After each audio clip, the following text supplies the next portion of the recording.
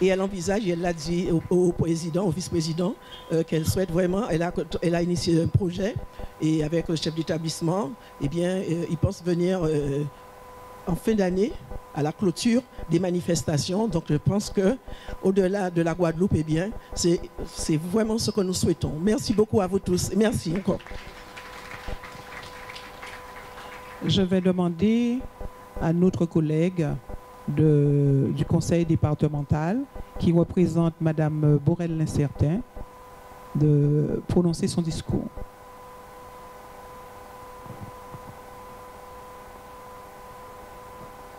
Monsieur Jean Dartron, je n'ai pas cité ton nom.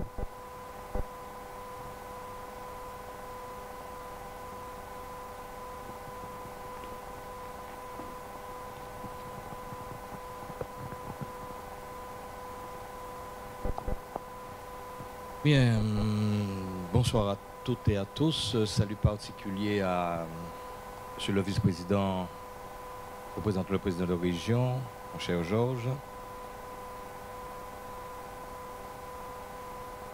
Ma collègue du conseil départemental, madame la sénatrice tout d'abord, hein, dans l'ordre des choses, et monsieur Bardaille du conseil régional, mesdames et messieurs les élus, mesdames et messieurs en vos grades et qualités, chers amis, notamment mes amis du conseil municipal. C'est au nom de la présidente du conseil départemental que j'ai le plaisir et l'honneur de m'exprimer devant vous ce soir. Je me dois préalablement de vous transmettre les salutations républicaines de la présidente, les salutations les plus chaleureuses. Josette Borel-Lincertin me charge également de remercier le président de région, ici représenté, qui en dédiant l'année 2019 au souvenir de Gertier Archimède, ouvre une série de manifestations en hommage à une grande Guadeloupéenne dont le parcours politique et les valeurs méritent d'être enseignés à la jeunesse. Consacrer une année à Gertier Archimède, c'est en effet user de pédagogie pour faire connaître un incomparable destin de cette femme. Ce qui frappe au premier abord, c'est son ancrage dans des valeurs qui feront le socle de ses engagements professionnels et politiques. Se reconnaissant dans l'idéal communiste, justice, paix, fraternité, Gertier a adhéré au Parti communiste guadeloupéen et participé à la création du journal L'Étincelle. Première femme inscrite au barreau de la Guadeloupe, Gertier Archimède sera amenée à défendre de nombreuses compatriotes. Elle comprend combien l'inégalité des droits entre les hommes et les femmes génère de la violence à l'encontre des femmes. Viscéralement convaincue de la justesse de ce combat-là, elle va défendre la cause des femmes et créer une fédération guadeloupéenne de l'Union des femmes françaises. C'est dans ce cadre qu'elle militera fermement pour obtenir l'application de la sécurité sociale et du droit à la retraite pour les femmes de Guadeloupe. Républicaine dans l'âme, elle est élue conseillère générale au lendemain de la Seconde Guerre mondiale, avant de devenir, vous le savez, la première Guadeloupéenne à être élue députée. Elle conduit de mémorables combats au nom de l'égalité des droits, combat pour le travail, combat pour l'égalité entre couleurs et entre sexes, combat pour les droits sociaux, combat pour l'éducation, le savoir et la culture. Anticolonialiste, communiste, féministe, sa trajectoire politique témoigne d'un engagement pluriel, global, actif et passionné. Député en 1945, conseiller général de 45 à 69, maire de Basse-Terre de 53 à 56. En 2002, le chef lui inscrit le souvenir de Gertier Archimède dans le bronze. La commune de Morne-à-l'Eau en a fait autant. Depuis le bord de mer sur Basse-Terre, mais depuis la place, en regardant sa mairie de naissance. À l'heure où la région multiplie les hommages à Gertier Archimède, je tiens à féliciter, en mon nom personnel et au nom de la présidente du conseil départemental, les bénévoles de l'association qui fait vivre depuis des années le petit musée créé dans la maison de Gertier, entièrement dédié à sa vie.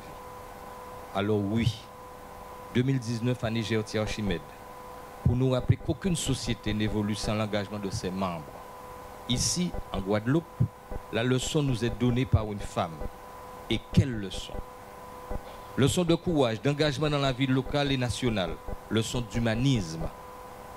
Au-delà de tout cela, je voudrais souligner l'impact extrêmement positif de ces initiatives mémorielles, institutionnelles ou associatives qui mettent en lumière des Guadeloupéennes et des Guadeloupéens remarquables.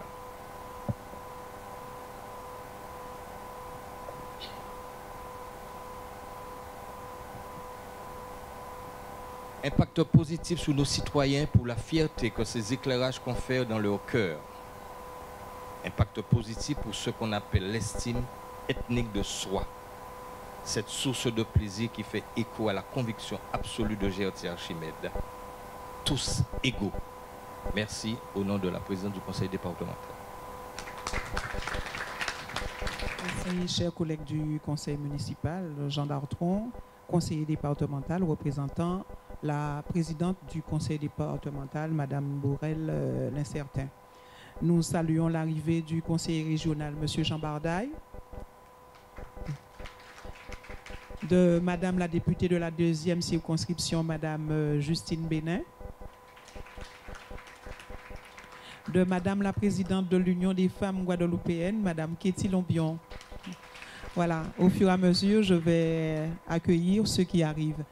Monsieur le représentant de la région Guadeloupe, vice-président à la culture et membre du COPIL, Gertie Archimède, tu as la parole pour nous donner le sens de cette année Gertie Archimède et tout ce qui va encore se dérouler, mais dire surtout aux gens qu'ils peuvent initier n'importe quel projet, même si c'était pour venir faire le tour du buste de Gertie à Maunalo, c'est aussi un projet. Je te remercie, cher ami. Eh bien, à mon tour, bien sûr, de saluer l'assistance représentante du maire et membre du COPIL également. Cher ami Jean, qui est donc représente la présidente du conseil départemental, qui s'est impliquée dans cet hommage, et nous la remercions ainsi que l'ensemble de la collectivité départementale, qui était présente aussi hier soir au Mémorial Act. Madame la bâtonnière, Madame la bâtonnière, on le dit au féminin, qui représente donc l'ordre des avocats, puisque Gertie est honorée aussi à ce titre. Et bien sûr, je voulais aussi saluer, bien sûr, Madame la sénatrice, qui est très présente sur cet hommage, Madame la députée, Justine, et donc Victoire, cher ami Jean Bardaille, cette fois mon collègue du conseil régional, vice-président. Et bien sûr, tous ceux qui sont fortement impliqués dans le COPIL, Ernest, Génie, Madame la présidente de l'Union des femmes, bien évidemment, qui ai-je oublié encore, bien sûr, toute la famille ici représentée, les amis, les personnalités que je n'aurais pas identifiées, mais qui sont là et qui témoignent ainsi de leur intérêt à cette manifestation et à cet hommage rendu, tout à fait légitime rendu à Gertie. Gertie Archimède, eh bien, je crois que finalement on peut se passer de son nom. Désormais, c'est un prénom. C'est devenu le prénom qui est sur toutes les lèvres de tous les Guadeloupéennes, de toutes les Guadeloupéennes, de tous les Guadeloupéens. Et je crois qu'après cet hommage, beaucoup de nos compatriotes voudront appeler et leur prénommer justement leur enfant Gertie. Je pense que ce prénom va se multiplier. Eh bien, s'il se multiplie, c'est parce que ce fut une grande femme. Grande femme devant l'histoire, grande femme devant le pays Guadeloupe, grande femme devant ses compatriotes, pionnière, on l'a dit, et on ne l'aura jamais assez dit, pionnière dans de nombreux domaines, pionnière bien sûr sur le plan professionnel où elle a ouvert la voie aux femmes de Guadeloupe, c'est la profession d'avocat, il faut le rappeler. C'était encore une profession qui n'était pas ouverte aux hommes. En théorie, oui, mais les femmes, bien, on estimait que ce n'était pas un métier fait pour elles. Elle a ouvert aussi la voie, elle était pionnière, donc bien sûr en tant que députée, première femme de notre archipel à être députée de la nation. Première femme également au conseil général de l'époque, première en tout finalement. Et c'est une femme qui donc a montré aux femmes qu'il leur était possible de faire un certain nombre de choses et qu'un certain nombre de portes pouvaient être ouvertes grâce à leur audace, leur ténacité, leur travail, leur savoir-faire dans de nombreux domaines. Et c'est heureux, donc elle ait pu le faire. On a rappelé, et on rappellera encore probablement ce soir, mais au-delà, puisque, ainsi que tu l'as rappelé, c'est l'année qui a été dédiée à Gerty. Donc on l'a rappelé, on le rappellera encore, ces nombreuses actions qui ont marqué nos compatriotes et qui sont inscrites vraiment dans le marbre. On a rappelé bien sûr à quel point c'est battu sur le plan social, à travers sa profession bien évidemment, mais en aidant les plus défavorisés et en plaidant souvent gratuitement, eh bien, mais aussi par rapport à son action et son activité politique, où elle n'avait de cesse de venir en aide aux défavorisés.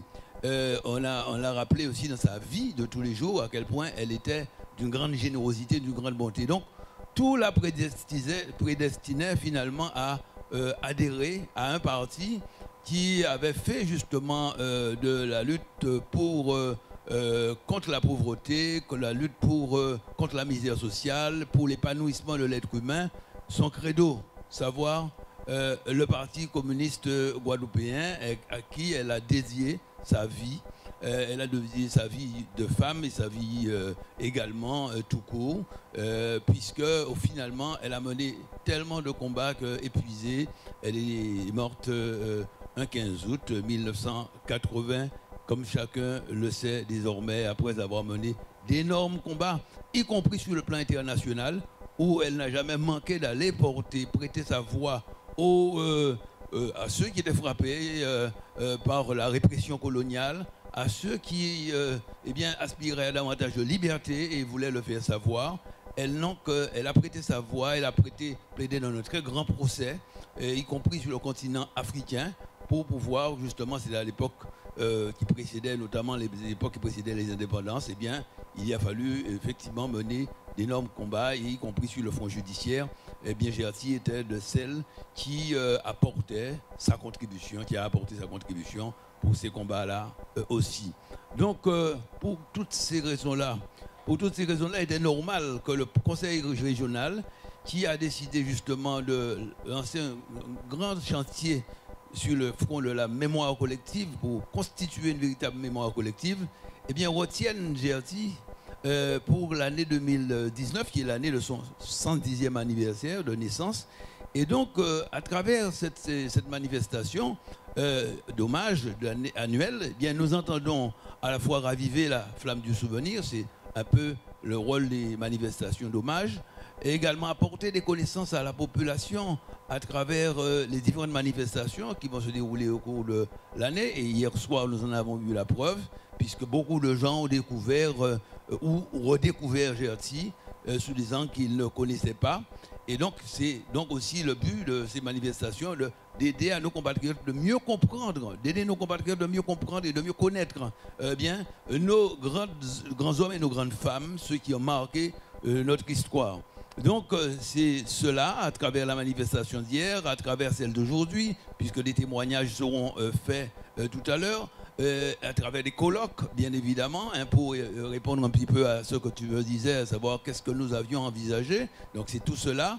Et puis, des manifestations aussi à caractère artistique, parce que nous estimons que la culture et l'art doivent être mis au service de l'histoire et doivent être mis au service de la connaissance. C'est une manière, à travers donc, la représentation artistique, eh bien, de titiller un peu l'imaginaire de nos compatriotes et de les aider à être encore mieux sensibilisés en provoquant chez eux de l'émotion qui pourra leur permettre de mieux encore fixer les faits et les œuvres de nos compatriotes que nous honorons.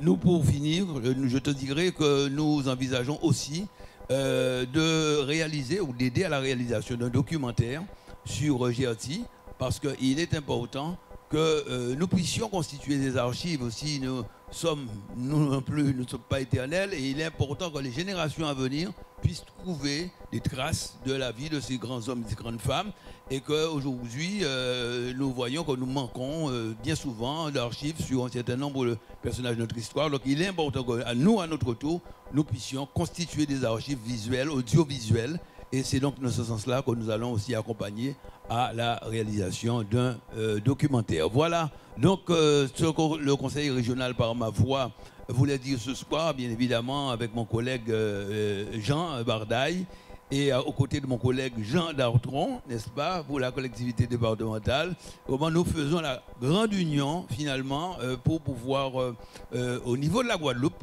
eh bien, porter haut ce flambeau qu'elle nous a légué. Et je vois arriver Christian Céleste, qui a été un grand compagnon de lutte aussi de GRT. Ça me donne l'occasion de saluer le Parti communiste. Et voilà, à cette occasion, et à qui elle a tant donné, pour qui elle a tant fait, et à qui nous devons également au niveau de la Guadeloupe tant. Merci beaucoup. De guerre, la départementalisation. Et vous avez encore aujourd'hui les traces de Justin. Gerty était la fille de Justin et il appartient à Génie, sa nièce, de nous parler de la famille Archimède et plus spécialement de Gerty. Génie, tu as la parole. Si tu veux rester assise, tu peux. Si tu veux déplacer ta chaise, c'est comme tu veux. Je peux encore me lever. Bonsoir. Je dois d'abord vous dire le bonheur que j'éprouve parmi vous, de vous voir si nombreux et si intéressés par la vie de la famille et de Tante Gerty. Oui, comme l'a dit Madame Makaya, je suis la nièce de Tante Gerty, oui, je suis sa nièce. Tante avait d'autres neveux, elle avait 5 sœurs. Tante avait 5 sœurs. Elle était l'aînée. Après, il y avait Tante Germaine qui est morte en 1932 à Paris, dans des circonstances dramatiques, ce qui a retardé un petit peu l'évolution,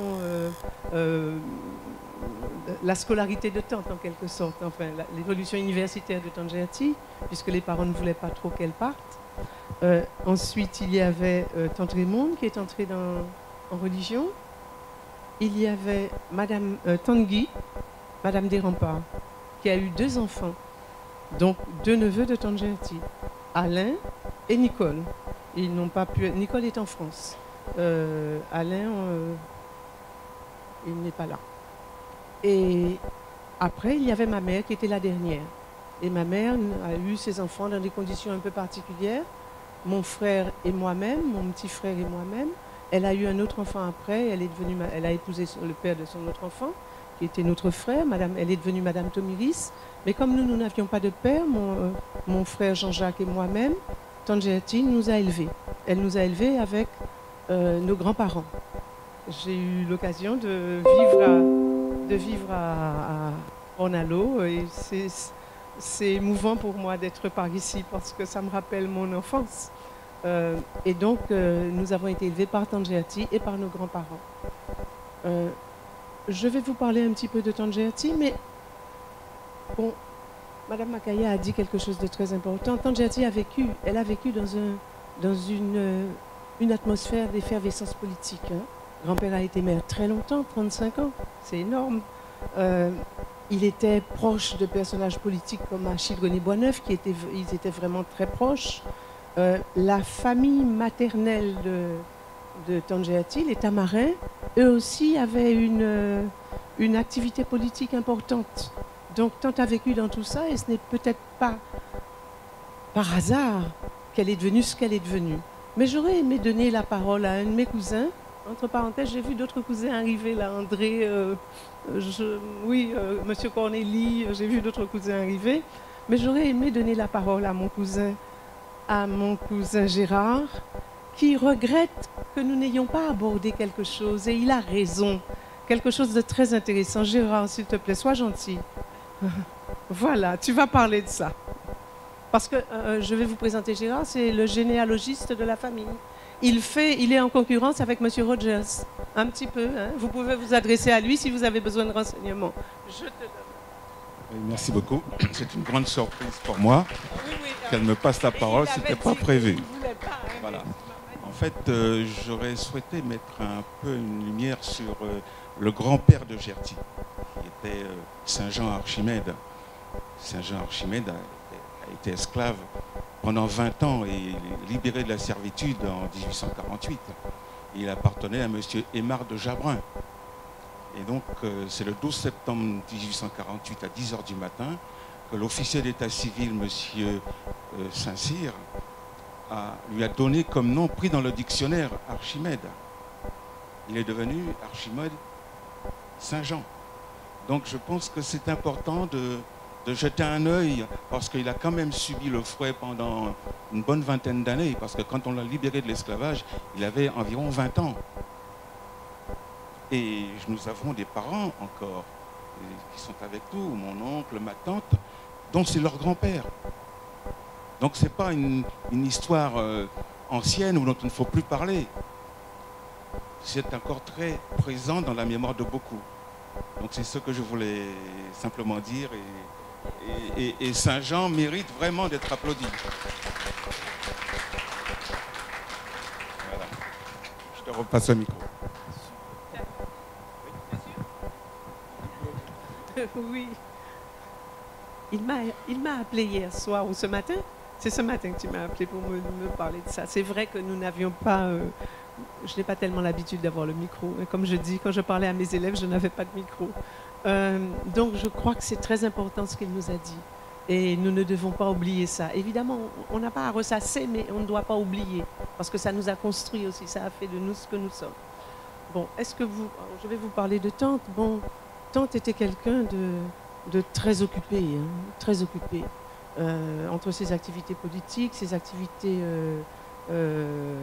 professionnelles, et puis sa famille.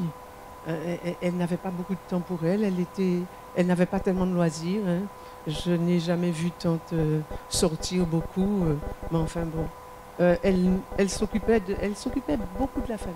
Tante se sentait très responsable de la famille. Je pense que c'est parce qu'elle était l'aînée. Elle était l'aînée de la famille, et puis après la mort de Tante Germaine, elle s'est sentie responsable. C'était une femme de devoir vis-à-vis de son peuple, pas seulement à la fois en tant que communiste, hein, elle était communiste, et devoir vis-à-vis de sa famille. Elle s'est beaucoup occupée de sa famille, et c'est dans ce sens qu'elle nous a élevés, tous les deux, qu'elle s'est chargée de notre éducation. Mais bon, qu'est-ce que je peux vous dire de Tante encore? Tante était quelqu'un de très simple, de très économe, mais j'aurais aimé que vous me posiez des questions. Ça serait beaucoup plus simple. Non, mais c'est vrai, ça serait... Vous ne voulez pas?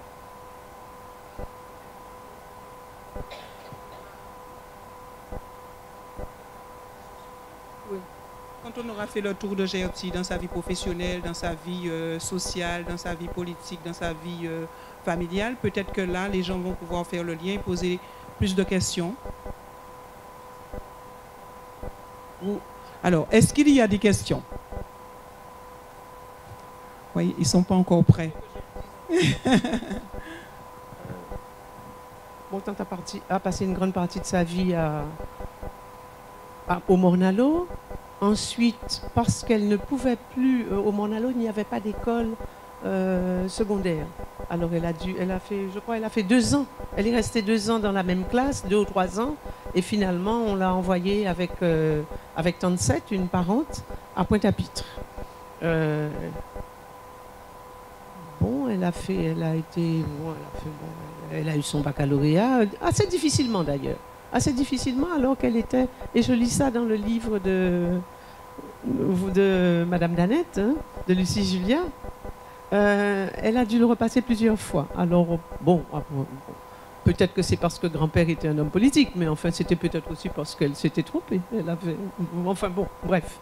Elle a fini par avoir son baccalauréat, et entre-temps, sa sœur est morte et grand-père n'a pas souhaité, enfin les parents n'ont pas souhaité, mais je pense qu'elle-même n'a pas souhaité partir. Parce que grand-mère, Tante Gertie était très proche de grand-mère, très proche de sa mère. Donc elle a travaillé à la banque, ensuite elle a commencé des études de droit, et puis petit à petit elle a pu, grâce au gouverneur Béranger, je ne savais pas ça, pardon, le sénateur Béranger, qui est un ami de grand-père. J'ai du courrier de Béranger adressé à grand-père, qui était un ami de grand-père. C'est lui qui a décidé grand-père à la laisser partir. Donc elle avait déjà ses diplômes, hein, certains diplômes, mais il fallait valider certaines choses à Paris. Et elle est revenue, bon voilà. Moi j'ai entendu à la maison que lors de la première fois qu'elle a plaidé,